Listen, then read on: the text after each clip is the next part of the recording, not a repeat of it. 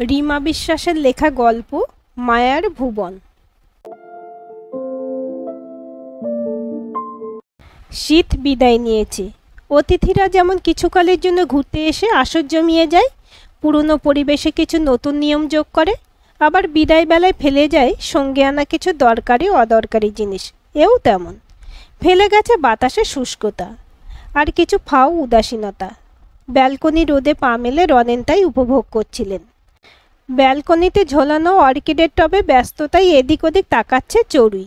ভালোই লাগছিল রনেনে, তবে গা হাত পা চচ্চর করছে। ভালো করে তেল মালিশ করা গেলে জব্বর হতো। কদিন ধরে সুজাতা বলছিলেন একটা লোকের কথা, গিন্নির মতে সপ্তাহে 2 দিন মালিশওয়ালা গা ডলে দিয়ে গেলে শরীরটা ফিট থাকবে, এমনকি বাতেরও উপশম হবে। ভাবতে ভালো লাগলেও পকেটের কথা ভাবলে ভালো লাগাটা থাকে না। তখন আপনা আপনি অমরের কথাটা মাথায় চলেই আসে। দিব্যি আছে বেটা। বড় নাতি কখনো বড় ছেলের বউ গায়ে তেল মালিশ করে দেয়।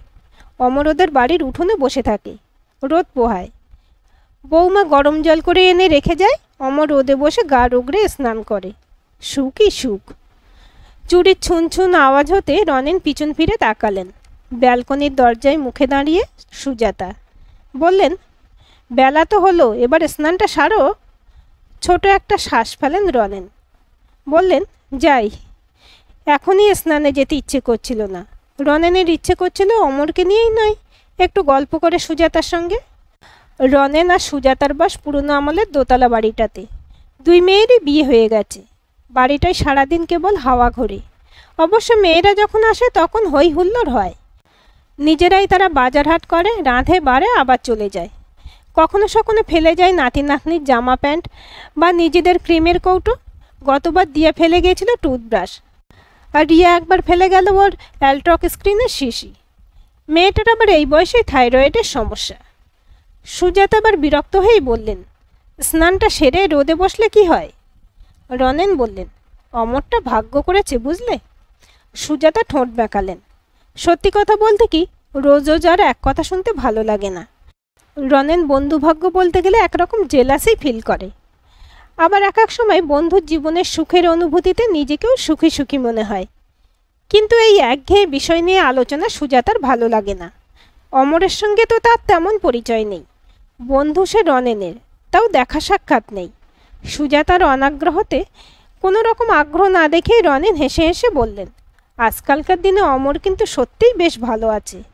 2 ছেলেই বাপকে চোখে হারায়। আজ অমর কি বলছিল জানো? অগত্যা সুজাতা ভুরু নাচিয়ে জানতে চাইলেন, কি বলছিল? বাবার ইলিশ মাছ খাওয়া স্বাদ হয়েছে শুনে বড় ছেলে অভিক নাকি পাতিপুকুরের মাছের বাজার থেকে আস্ত একখানা ইলিশ কিনে এনেছে 2000 টাকা দিয়ে। শুধু ছেলে ভালো বলছো কেন, ছেলের বউরাও নিশ্চয়ই ভালো। তা তো বটেই। বড় বউ নাকি বড় নাতিকে বলেছে, কোনো মাস্টার রাখবো না, ইংলিশ আর অঙ্ক দাদুর কাছে শিখবি। আর ছোট বউ তো রোজ শোবার সময় পায়ে তেল মালিশ করে। একদিন বলছিল, কোমর ব্যথা শুনে বড় নাতি দাদুর পিঠ কোমর ডলে দিয়েছে। সুজাতা হাসলেন, ভালো, বেশ জমজমাট সংসার নিয়ে বাস তোমার বন্ধুর। হ্যাঁ, জমজমাট তো বটেই। রনেনের মতন কি আর খাওয়া দাওয়া শোয়া আর টিভি নিয়ে জীবন? এই তো কদিন আগেই অমর গল্প করছিল, অমরের ছেলে নাকি মাঝে মাঝে বিকেল হলে বাপকে গাড়ি করে হাওয়া খাওয়াতে নিয়ে যায়। তারপর ছেলের বউরা কি কম খাতির করে? এই তো শীত গেল, 2 বউ মিলে কত রকমের পিঠে পায়েস বানিয়ে মুখের সামনে ধরেছে শ্বশুরের। গোকুল পিঠে, পাটিসাপটা। রনেন যদি সব সুজাতাকে করতে বলে তো সুজাতা সাঁড়াশি নিয়ে তেড়ে আসবে। একেই হাঁটুর বেহাল দশা, তার উপর রান্নাবান্না সেরে আবার পিঠে। অবশ্য মেয়েরা বাড়ি থেকে করে এনেছিল কিছু কিছু। এক এক সময় অমরের জীবনের কোলাহলটা উপভোগ করতে ইচ্ছে করে রনেনের। এই একা একা জীবনে অমর যেন সেই আগেকার দিনের মতন একটা একান্নবর্তী পরিবারের ব্যস্ত চঞ্চল হাওয়া বয়ে আনে রনেনের স্থির সরোবরের মতন জীবনে। বেশ ভালো লাগে তখন। স্নান সেরে খেতে বসলেন রনেন। যত্ন করে খেতে দিয়েছেন সুজাতা। মাছ বাছতে বাছতে রনেনের মনে পড়ল গত পরশুর কথা। অমরের বড় বৌমা মাছের কাঁটা বের করে চপ না কাটলেট কি বেশ একটা যেন করেছিল। অবশ্য একথা সুজাতাকে বলা যাবে না, শুনেই বলবে, তোমার অমর পুরাণ এবার বন্ধ করো তো বাপু। তবে সুজাতাই এবার তুললেন অমরের প্রসঙ্গ। বললেন, তোমাদের বন্ধুদের মধ্যে তো দেখছি একমাত্র এই অমর নামের ভদ্রলোকটি ভালো আছেন, তাই না? রনেন মাথা দোলালেন। তা মন্দ বলনি। সুপ্রিয়র ওয়াইফ নার্ভের রুগী, প্রায় শয্যাশায়ী। ছেলে থাকে দুবাইতে। ওকে তো এখন সব নিজে হাতেই করতে হচ্ছে। ছেলে কি নিজের কাছে রাখতে চায় না? তা চায়, কিন্তু ওখানে গেলে নিজের স্বাধীনতাটুকু চলে যাবে। পুরোপুরি ডিপেন্ড হতে হবে ছেলের উপর, বউয়ের উপর, তাই যেতে চায় না। কত লোকের যে কত সমস্যা। সুজাতা একটা ছোট্ট শ্বাস ফেললেন। সত্যি তো, সমস্যা প্রতিটি মানুষেরই জীবনের অংশ। কিছু কিছু সমস্যার কথা ভাবলে বুড়ো বয়সে এসে মন অশান্তও হয়। বয়স বাড়ছে, রাত বিরেত বুড়ো বুড়ির মধ্যে কারো কিছু হলে কে যে কী করবে, এই চিন্তা রোজই ভাবায় রনেনকে। এসবই ভাবছিলেন রনেন, ঠিক তখনই ফোন এলো অমরের। মোবাইল কানে চেপে রনেন বললেন, তোর কথাই ভাবছিলাম রে। অমর হাসলেন। তবে তো আয়ু বাড়ল। সুখী মানুষদের দীর্ঘ আয়ুতে অসুবিধা নেই। সুখী বলেই অমর চেঁচালেন, ওই দেখো, এই বুবাই, ছাড় ছাড় বোনকে। দেখো দেখো কেমন দুটোতে লড়ে। ওই আমি ফোন রাখলাম রে, আমার বড় নাতি আর ছোট নাতনি মারপিট লেগেছে। আরে আরে। ফোন কেটে গেল। রনেন হাসছেন। রনেনকে হাসতে দেখে সুজাতা হাসির কারণ জানতে চাইলেন। রনেন বললেন, নাতি নাতনি নিয়ে বেটা সুখে আছে। একদিন বাড়িতে অমর প্রসঙ্গ উঠলে তা সারাদিন চলতেই থাকে। এরকম স্বভাব রনেনের। একটা বিষয় নিয়ে আলোচনা শুরু করলে পুরো একটা দিন কাবার করে ফেলতে পারেন। আজ উঠেছিল অমর বায়ু। যেমন মৌসুমি বায়ু আবহাওয়া বদলে দেয়, ঠিক তেমন এক একজনের প্রসঙ্গ বাড়ির পরিবেশটাও একটু দুলিয়ে রেখে দেয়। তারপর দৈনন্দিন ব্যস্ততায় জীবন চলতে থাকে। রনেনও ব্যস্ত হলেন। রোজকার নিয়ম মতন রনেন বাজার গিয়েছিলেন, আর ফেরার পথে মনে হচ্ছিল শরীরটা ঠিক সুবিধের লাগছে না। বাড়ি ফিরে তা বলতে সুজাতা ফোনে ফোনে সবাইকে জড়ো করেছেন। কিছুই না, সামান্য প্রেশার ফল করা থেকে শরীর গুলিয়েছে আর মাথা ঘুরেছে, তাতেই বিছানা থেকে নামা নিষেধ হয়ে গেছে। রনেন শুয়েছিলেন, তখন ফোন এলো সুপ্রিয়র। রনেন মনে মনে ভাবলেন, রনেনের শরীরের খবর বুঝি সুপ্রিয় পর্যন্ত পৌঁছে গেছে, কিন্তু কি করে তা বোঝা যাচ্ছে না। এক হতে পারে সুপ্রিয় ফোন করেছিল, সে সময় বাথরুমে ছিলেন রনেন, দুই নাতির একটা ফোন ধরে সব বলেছে হয়তো, আর সে খবর আর দাদুকে বলার প্রয়োজন মনে করেনি তারা। করবে আর কি করে, সব তো মোবাইলে মগ্ন। নিজের শরীর খারাপ হওয়ার বৃত্তান্ত দেবেন এই ভেবেই ফোন ধরলেন রনেন, কিন্তু ফোনের ওপাশে সুপ্রিয়র গলার বিস্ময় শুনে বোঝা গেল ব্যাপার অন্য। সুপ্রিয় বিস্মিত হয়ে বলল, তুই ব্যাপারটা জানতিস? কোন ব্যাপারটা বোঝা মুশকিল। রনেনের ভুরু জড়ো হয়েছে। জিজ্ঞাসা করলেন, কোন ব্যাপারটা বলতো? অমরের ব্যাপার শুনে সামান্য থমকালেন রনেন। সুপ্রিয়, রনেন, অমর তিনজনেরই বন্ধুত্ব হয় কলেজে পড়াকালীন। তিনজনের বাড়ি এক জায়গায় না হলেও তাদের আলাপ পরিচয় হয় কলকাতায় পড়তে এসে হোস্টেলে। পরবর্তীকালে যে যার কাজে ব্যস্ত হয়ে পড়ল, যোগাযোগ ছিল চিঠিতে। মাঝে যোগাযোগ ছিন্ন হলো, আবার সংযোগ স্থাপিত হয় মোবাইলের মারফত। এখন তিনজনের সঙ্গে যোগাযোগ বেশ ঘন, তবে মোবাইলেই। অমরের কোন ব্যাপার যা সুপ্রিয় জানে অথচ রনেন জানেন না, একথা শুনে আগ্রহ হওয়া স্বাভাবিক। রনেন জানতে চাইলেন, কি বলতো, ভালো করে খুলে বল, নইলে বুঝবো কি করে। অমর আজ প্রায় 15 বছর ধরে বৃদ্ধাশ্রমে রয়েছে। রনেন প্রায় আঁতকে উঠলেন। বললেন, বলিস কি? তুই জানলেই বা কী করে? কারণ আমি নিজের চোখে এইমাত্র দেখে এলাম।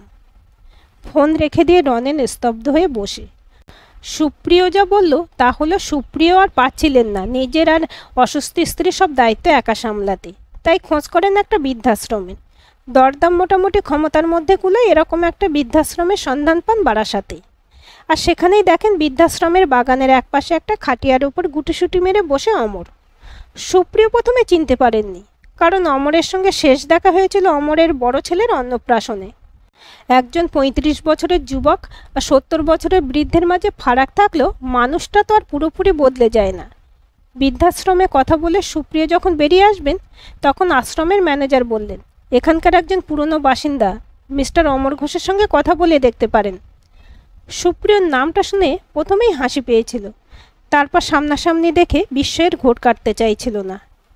আর সবচাইতে যে অবাক করেছে সুপ্রিয়কে তা হলো অমরের সাবলীল নিঃসংকোচ ভাব। সুপ্রিয়র সঙ্গে কথা বলার সময় ওর মধ্যে নাকি এক ফোঁটাও জড়তা ছিল না।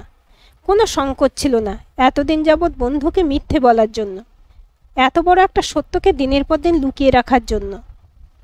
রনেন এসব কিছুই যেন বিশ্বাস করতে পারছিলেন না। মনে হচ্ছিল এও কি সম্ভব? এতদিন ধরে এ সত্য লুকোনোর পিছনে উদ্দেশ্য কি? অমর কি ভাবছিল অমর বৃদ্ধাশ্রমে থাকে একথা জানলে সুপ্রিয় রনেনরা হাসবে? ওর নিরুপায়তা শোচনীয় অবস্থা দেখে নিজেদের মধ্যে আলোচনা করবে? নাকি এই মিথ্যের মধ্যে জীবনের সুখটা উপভোগ করতে চাইছিল অমর? বোঝাতে চাইছিল তোমরা ছেলে মেয়ে বউ নিয়ে যেমন সুখী তেমন সুখ আমারও আছে। আর তা বোঝাতে গিয়ে হয়তো সুখের পরিমাণটা একটু বেশি দেখিয়ে ফেলেছিল অমর। কিন্তু কেন? কত মানুষই তো বৃদ্ধাশ্রমকে বেছে নিয়েছে বাসস্থান হিসেবে, তবে কেন অমরের এই মিথ্যে রচনা? রনেন নিজের অজ্ঞাতে ফোন করে ফেললেন অমরকে। যখন রিং বাজছে তখন সংকোচে পড়লেন রনেন। কি বলবেন উনি? জানতে চাইবেন কেন এই বিপর্যয়? সান্ত্বনা দেবেন? নাকি আর কোনো দিন ফোনই ধরবেন অমর? সুপ্রিয়র কাছে রনেন সব জেনে গেছে একথা নিশ্চয়ই বুঝে গেছে ও। কিন্তু অমর ফোন ধরলেন আর সাবলীল গলায় বললেন, কিরে খবর কি বল? রনেন হতবাক হতে গিয়েও হলেন না, কারণ সুপ্রিয়র কথাগুলো মনে পড়ে গেল। তবু মনে হলো যদি রনেনকে কিছু বলেন অমর। তাই শান্ত গলায় বললেন, আমার খবর ভালোই, তুই কেমন আছিস বল? দিব্যি আছি। এই তো বড় নাতি বায়না জুড়েছে, এবারের মাধ্যমিকের রেজাল্ট ভালো করলে তাকে একটা স্মার্টফোন কিনে দিতে হবে। বোঝো ঠেলা। কথার মাঝেই অমর তার অভ্যাস মতন চেঁচিয়ে উঠলেন, আহা খাসা গন্ধ ছেড়েছে তো বড় বৌমা। কি ফোড়ন দিলে? রসুন? বাহ বেশ। আবার ফোনে ফিরে বললেন, বুঝলি বৌমা মুসুর ডাল করছে রসুন ফোড়ন দিয়ে। আমি মুসুর ডাল খেতে ভালোবাসি কি না? রনেন আর কিছু বলার কথা খুঁজে পেলেন না, শুধু মনে মনে বললেন, ভালো থাক অমর, সুখে বিচরণ কর তোর নিজের হাতে করা মায়ার ভুবনে। আজকের এই গল্পটি আপনাদের কেমন লাগলো কমেন্ট করে জানাবেন। ভালো লাগলে অবশ্যই একটা লাইক দেবেন আর চ্যানেলটি সাবস্ক্রাইব করে সাথে থাকবেন।